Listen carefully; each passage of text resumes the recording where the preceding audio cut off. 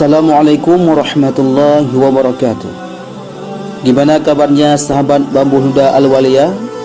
Semoga sehat selalu, semoga dalam lindungan Allah Subhanahu wa taala. Amin ya rabbal alamin.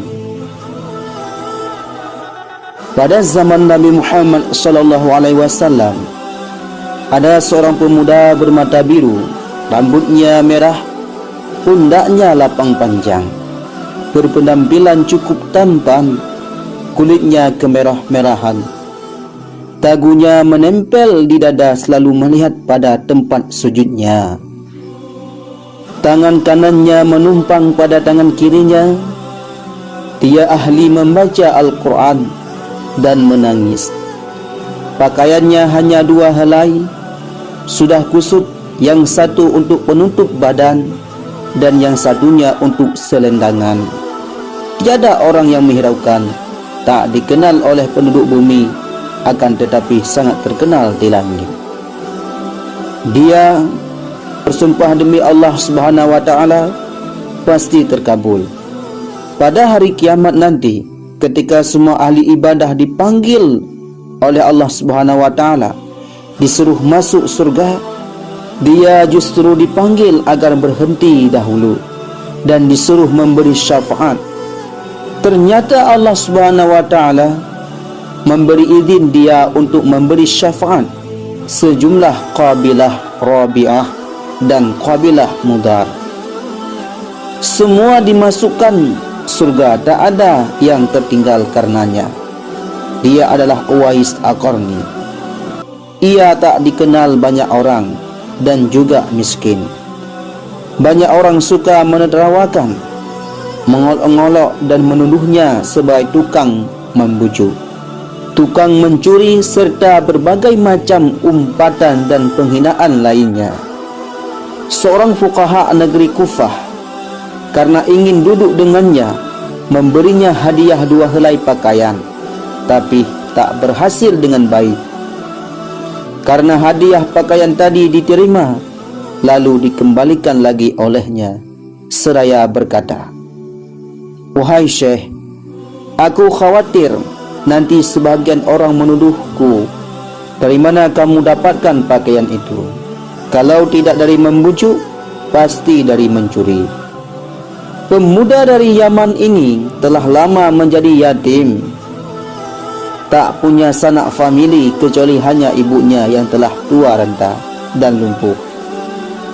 Hanya penglihatan kabur yang masih tersisa untuk mencukupi kehidupannya sehari-hari. Uwais bekerja sebagai penggembala kambing. Upah yang diterimanya hanya cukup untuk sekedar menumpang kesehariannya bersama sang ibu. Bila ada kelebihan, ia pergunakan untuk membantu tetangganya yang hidup miskin dan serba kekurangan seperti keadaannya. Kesibukannya sebagai penggembala domba dan merawat ibunya yang lumpuh dan buta tidak mempengaruhi kegigihan ibadahnya. Ia tetap melakukan puasa di siang hari dan bermunajat di malam harinya. Uwais Al-Qarni telah memeluk Islam pada masa negeri Yaman, mendengar seruan Nabi Muhammad sallallahu alaihi wasallam yang telah mengutuk pintu hati mereka untuk menyembah Allah Subhanahu wa taala, Tuhan yang Maha Esa, yang tidak ada sekutu baginya. Islam mendidik setiap pemeluknya agar berakhlak luhur. Peraturan-peraturan yang terdapat di dalamnya sangat menarik hati Uwais, sehingga setelah seruan Islam datang di negeri Yaman, ia segera memeluknya, karena selama ini hati Uwais selalu merindukan datangnya kebenaran. Banyak tetangganya yang telah memeluk Islam pergi ke Madinah untuk mendengar ajaran Nabi Muhammad SAW secara langsung. Sekembalinya di Yaman, mereka memperbarui rumah tangga mereka dengan cara kehidupan Islam. Alangkah sedihnya hati Uwais setiap melihat tetangganya yang baru datang dari Madinah. Mereka itu telah bertemu dengan kekasih Allah, penghulu para nabi, sedang ia sendiri belum. Kecintaannya kepada Rasulullah menumbuhkan kerinduan yang kuat untuk bertemu dengan sang kekasih. Tapi apalah daya, Ia tak punya bekal yang cukup untuk ke Madinah, dan yang lebih ia berharapkan adalah sang ibu yang jika ia pergi tak ada yang merawatnya.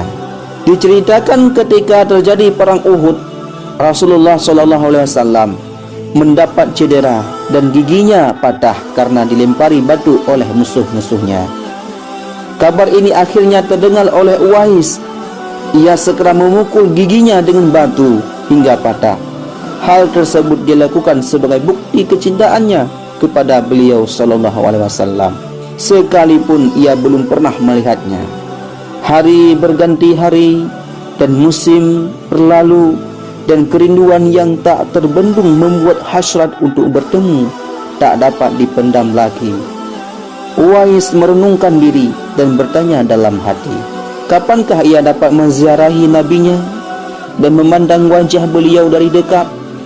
Tapi bukankah ia mempunyai ibu yang sangat membutuhkan perawatannya dan tak tega ditinggalkan sendiri? Hatinya selalu gelisah, siang dan malam menahan kerinduan untuk berjumpa. Akhirnya pada suatu hari, Uwais mendekati ibunya, mengeluarkan isi hatinya dan memohon izin kepada ibunya agar diperkenankan pergi menziarahi Nabi Muhammad SAW di Madinah. Sang ibu walaupun telah uzur, merasa terharu ketika mendengar permohonan anaknya. Beliau memaklumi perasaan Uwais dan berkata, "Wahai anakku, pergilah engkau wahai anakku, temuilah Nabi di rumahnya, dan bila telah berjumpa, segeralah engkau kembali pulang." Dengan rasa gembira ia berkemas untuk berangkat dan tak lupa menyiapkan keperluan ibunya yang akan ditinggalkan, serta berpesan kepada tetangganya agar dapat menemani ibunya selama ia pergi. Sesudah berpamitan sambil menciumi sang ibu, berangkatlah Uwais menuju Madinah yang berjarak kurang lebih 400 km dari Yaman. Medan yang begitu ganas dilalui, tak peduli penyamun gurun pasir, bukit yang curam, gurun pasir yang luas yang dapat menyesatkan dan begitu panas di siang hari, serta begitu dingin di malam hari. Semuanya dilalui demi bertemu dan dapat memandang sepuas-puasnya para baginda Nabi Muhammad SAW yang selama ini dirindukannya.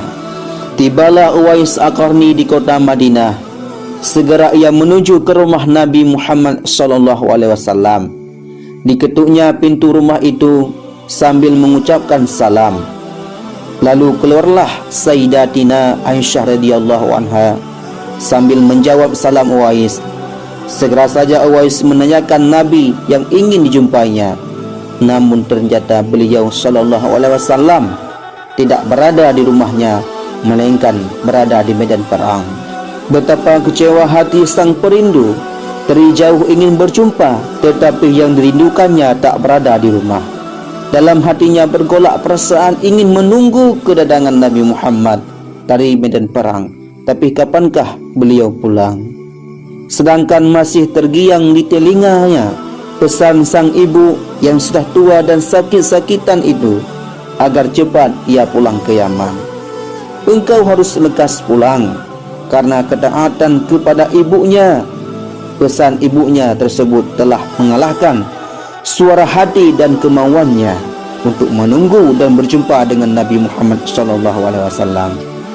Ia akhirnya dengan terpaksa mohon pamit kepada Sayyidatina Aisyah untuk segera pulang ke negerinya. Dia hanya menitipkan salamnya untuk Nabi Muhammad SAW dan melangkah pulang dengan perasaan haru. Sepulangnya dari perang, Nabi Muhammad langsung menanyakan tentang kedatangan orang yang mencarinya. Nabi Muhammad SAW menjelaskan bahawa Uwais Al-Qarni adalah anak yang taat kepada ibunya. Ia adalah penghuni langit, sangat terkenal di langit. Mendengar perkataan baginda Rasulullah SAW, Sayyidatina Aisyah radhiyallahu anha dan para sahabat tertegun. Menurut informasi Sayyidatina Aisyah radhiyallahu anha, memang benar ada yang mencari Nabi Muhammad dan segera pulang kembali ke Yaman. karena ibunya sudah tua dan sakit-sakitan, sehingga ia tidak dapat meninggalkan ibunya terlalu lama. Rasulullah SAW bersabda, kalau kalian ingin berjumpa dengan dia, Uwais Al-Qarni, perhatikanlah ia mempunyai tanda putih di tengah-tengah telapak tangannya. Sesudah itu beliau SAW memandang kepada Sayyidina Ali dan Sayyidina Umar, dan beliau bersabda, suatu ketika apabila kalian bertemu dengan dia, mintalah doa dan istighfarnya. Dia adalah penghuni langit dan bukan penghuni bumi. Tahun terus berjalan, dan tak lama kemudian Nabi Muhammad SAW wafat, hingga kekhalifahan Sayyidina Abu Bakar As-Siddiq radhiyallahu an telah diistafetkan Khalifah Umar radhiyallahu an. Suatu ketika Khalifah Umar teringat akan sabda Nabi Muhammad SAW tentang Uwais Al-Qarni, sang penghuni langit. Beliau segera mengingatkan kepada Sayyidina Ali untuk mencarinya bersama. Sejak itu, setiap ada kabilah yang datang dari Yaman, beliau berdua selalu menanyakan tentang Uwais Al-Qarni, apakah ia turut bersama mereka.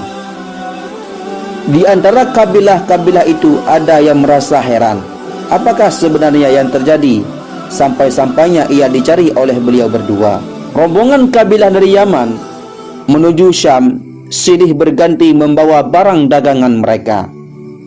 Suatu ketika Uwais Al-Qarni turut bersama rombongan kabilah menuju kota Madinah.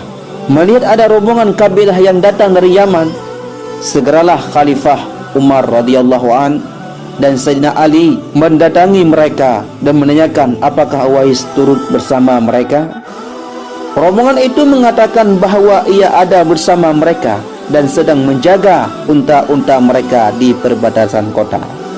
Rombongan itu mengatakan bahawa ia ada bersama mereka dan sedang menjaga unta-unta mereka di perbatasan kota.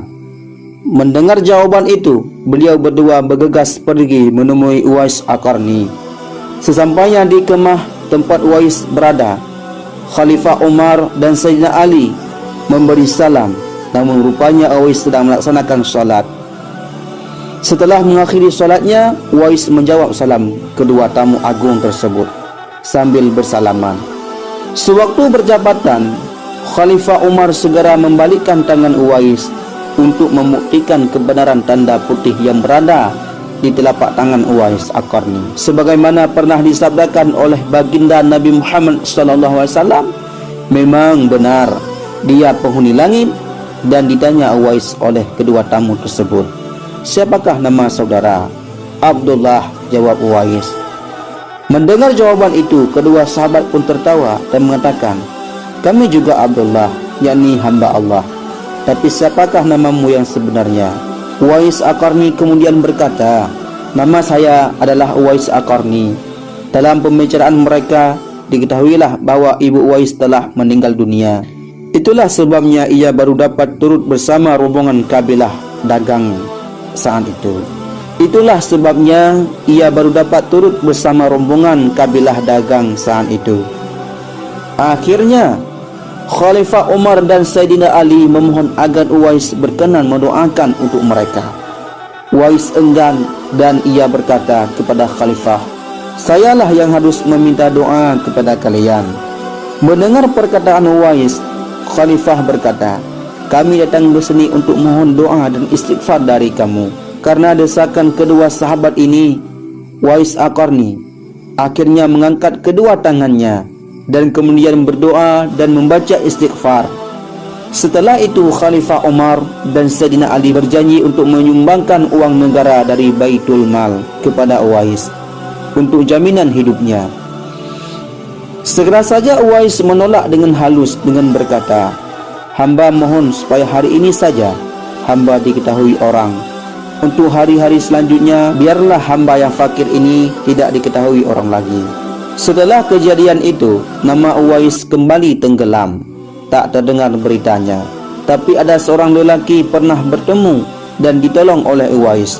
Waktu itu kami sedang berada di atas kapal menuju tanah Arab bersama para pedagang. Tanpa disangka-sangka angin topan berhembus dengan kencang Akibatnya, hempasan ombak menghantam kapal kami, sehingga air laut masuk ke dalam kapal dan menyebabkan kapal semakin berat. Pada saat itu, kami melihat seorang laki-laki yang mengenakan selimut berbulu di pojok kapal yang kami tumpangi. Lalu kami memanggilnya. Lelaki itu keluar dari kapal dan melakukan salat di atas air. Betapa terkejutnya kami melihat kejadian itu. Wahai wali Allah, tolonglah kami. Tetapi lelaki itu tidak menoleh. Lalu kami berseru lagi, demi zat yang telah memberimu kekuatan beribadah, tolonglah kami. Lelaki itu menoleh kepada kami dan berkata, apa yang terjadi? Tidakkah engkau melihat bahwa kapal dihembus angin dan dihantam ombak? Tanya kami. Dekatlah diri kalian pada Allah, katanya. Kami telah melakukannya. Keluarlah kalian dari kapal dengan membaca Bismillahirrahmanirrahim. Kami pun keluar dari kapal satu persatu dan berkumpul di dekat itu. Pada saat itu jumlah kami 500 jiwa lebih.